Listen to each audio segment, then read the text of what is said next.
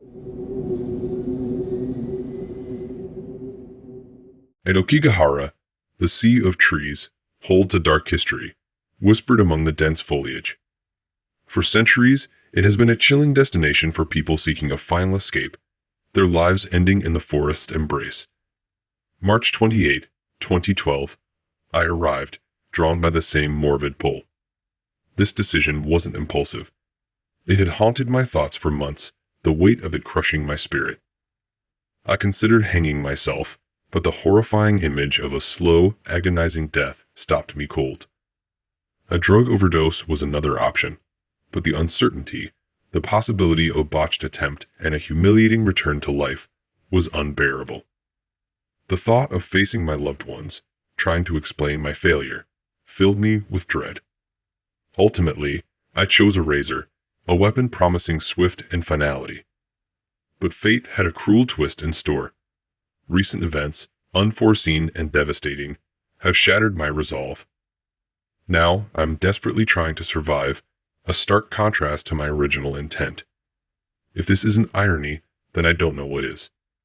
As dusk approached, I entered Aokigahara, the sea of trees, waiting until the shadows grew long to avoid the prying eyes of any hikers or explorers.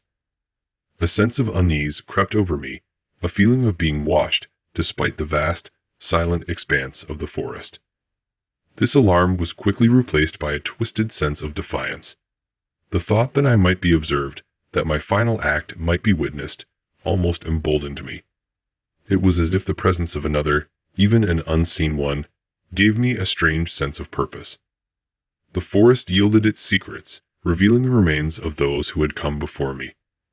I saw their lifeless bodies, hanging from the branches, a grim testament to the possibility of success.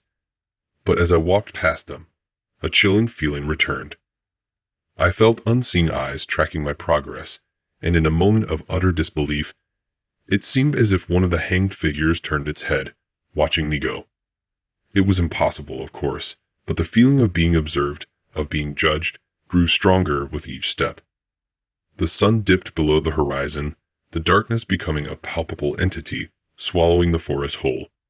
I'd stray from the path, driven by a desperate need to see the cave of the wind one last time, a final glimpse of beauty before surrendering to the abyss.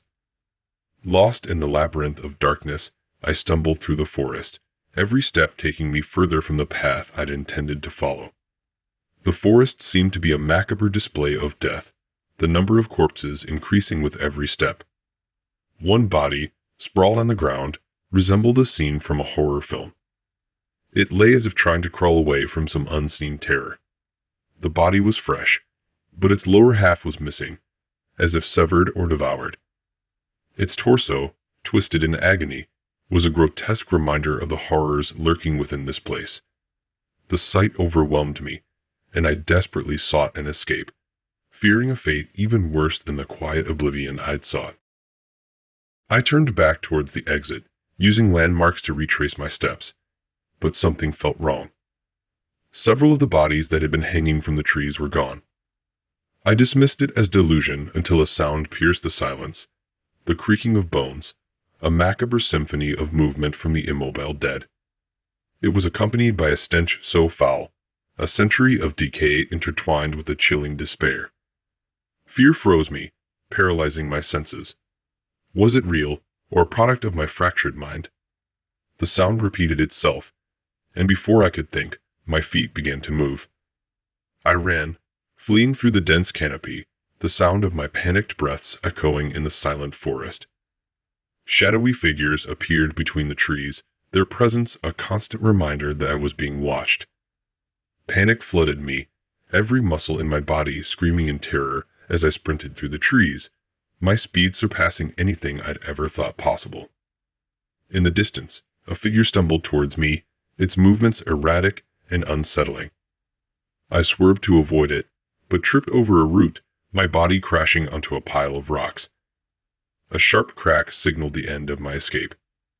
My leg, shattered just above the knee, rendered me immobile. Hours have passed, and the chilling sound of creaking bones has haunted me ever since it first shattered my peaceful oblivion. I'm writing this, my hand trembling, a desperate attempt to record my story before the blood loss overtakes me, or worse. A warning to anyone who stumbles upon these words. Turn back. Do not enter Aokigahara after nightfall. I cannot explain what I've witnessed, but it's a horror beyond anything I could have imagined.